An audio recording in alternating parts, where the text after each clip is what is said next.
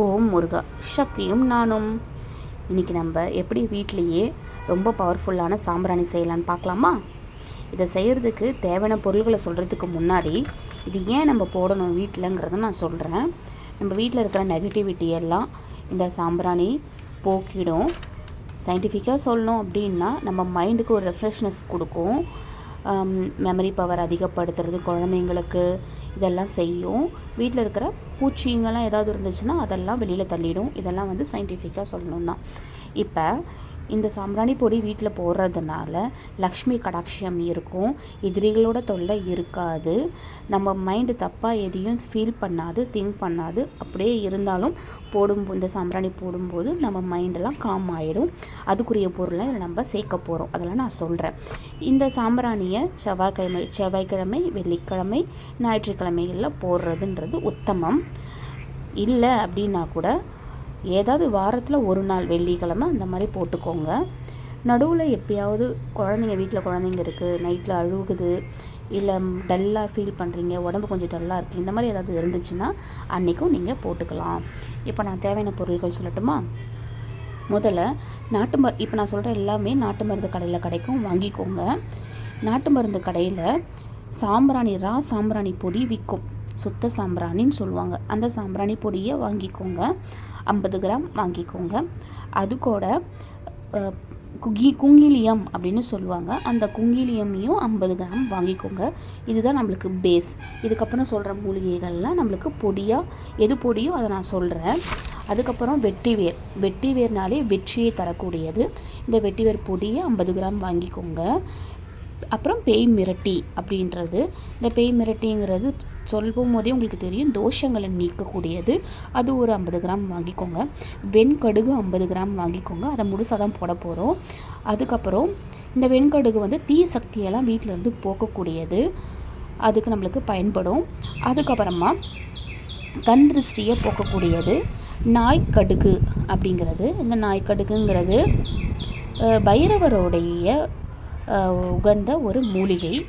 பைரவருடைய அருள் நமக்கு கிடைக்கும், தைரியமாக இருக்கும். அதனால் அதுவும் ஒரு 50 கிராம் வாங்கிக்கோங்க. இதெல்லாமே நம்ம ராவாக தான் போட போகிறோம்.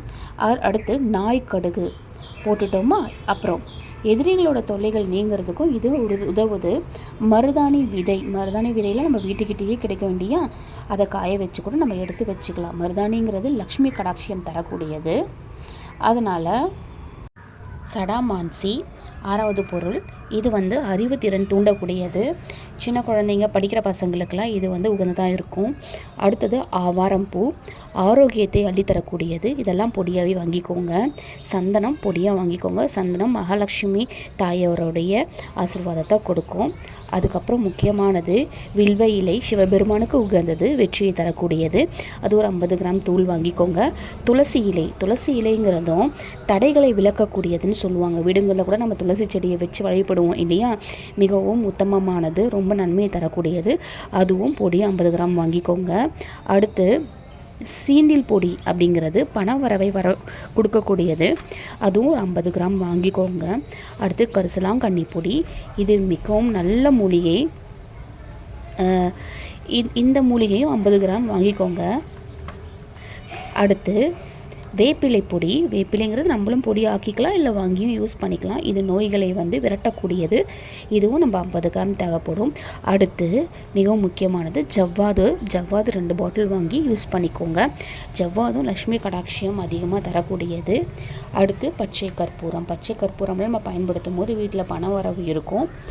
இது இப்போ நான் சொன்ன எல்லா பொடியுமே நீங்கள் என்ன பண்ணுங்கள், பொடியாக இருக்கிறது எல்லாமே ஒன்றா சேர்ந்து கலந்து ஒரு மிக்சிலையும் அடிச்சிக்கலாம், கையிலையும் கலக்கலாம். பட் மிக்சியில் அடிக்கும்போது நல்லாவே அது ஒன்றா சேரும்.